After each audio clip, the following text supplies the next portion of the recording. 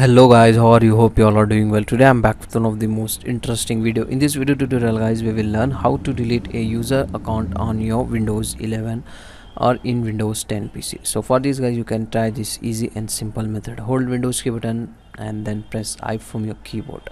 It will open these settings with the help of shortcut key. In the settings, in the left panel, go to accounts. Okay, like this.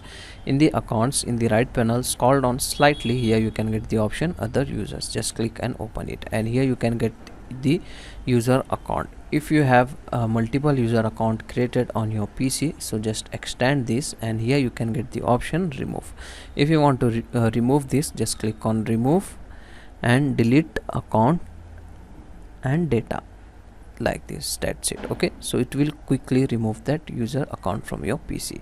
So this is the way to remove this. So that's it for today guys, the short and very simple video. Hope you enjoy this. If you enjoy, please guys like, share and subscribe to our channel. Thank you very much.